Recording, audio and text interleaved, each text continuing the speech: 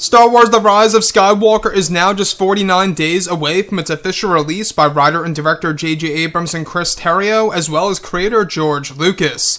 This is Mike Zero. Make sure to subscribe if you are new to the channel for future Star Wars content. Now, one great thing about Episode 9 is that we do know that J.J. Abrams will be introducing many different pieces of Jedi, Sith, and Force lore that's going to change how we view some of the major characters of the sequels and the originals, as well as the prequel trilogy era. That's really going to change how we view the entire Star Wars franchise as well, which really is a big risk by Disney and Lucasfilm, and whether or not that's a step in the right direction all really does in fact depend on how J.J. Abrams is going to execute all of this on the big screen. Now, with that being said, we do know that Episode 9 is going to be a Revelation film, and with that being said, we do know that these past couple of weeks or so, we've been learning a whole lot more about this film, and when it all comes down to one of the concept art descriptions, this is where things begin to get very exciting for Episode 9.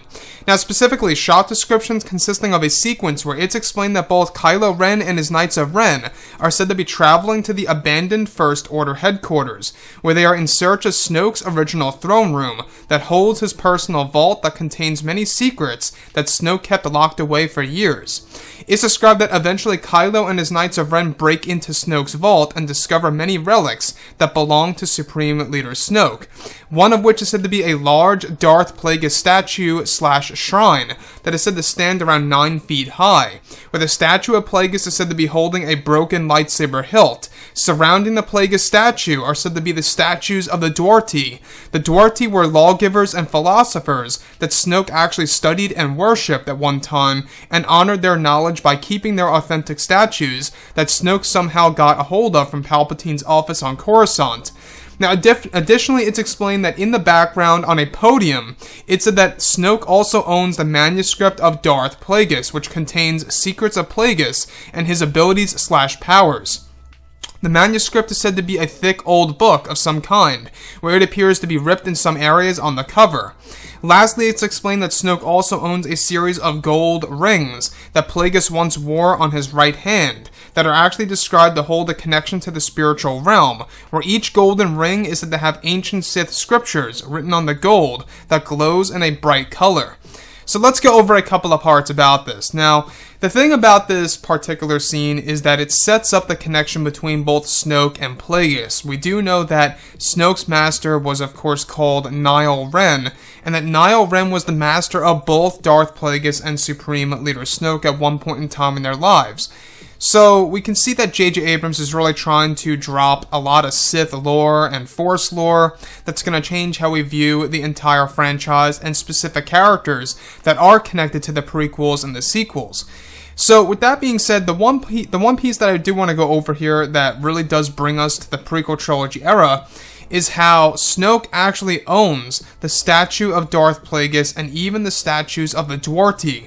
Now, the statues of the Dwarti, you actually do in fact see them in Revenge of the Sith, where Palpatine is basically begging Anakin to learn his knowledge of the dark side. You do see those statues in the background, those gold statues of the Dwarti. They are actually said to be lawgivers and philosophers, and Snoke actually worshipped them and their knowledge for quite a long time.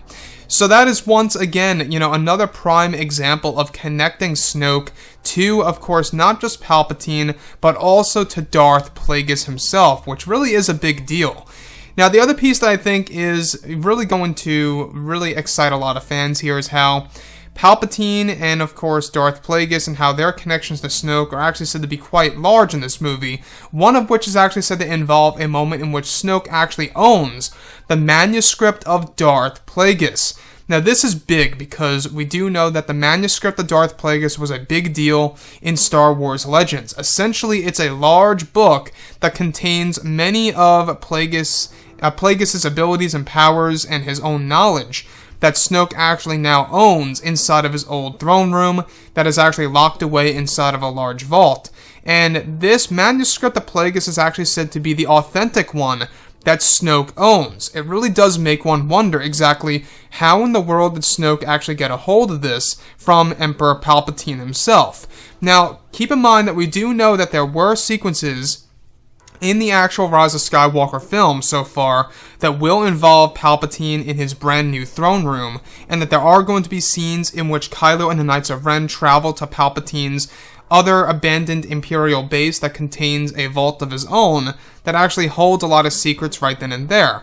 It's very possible that Snoke actually traveled over to that very destination and infiltrated, Palpatine's original throne room, or should I say Palpatine's original vault, I should say, and gathered all of the belongings of Palpatine and transferred it over to the original First Order headquarters, which is exactly why Palpatine, and his belongings of Darth Plagueis went missing and fell into the hands of Supreme Leader Snoke. Anyways, guys, drop a comment below. Let me know what you think about all of this in the comments, and if you guys did enjoy the content for today, do make sure to drop a thumbs up on this video to support the channel. I thank you all so very much for the kind support, and I'll catch you guys next time.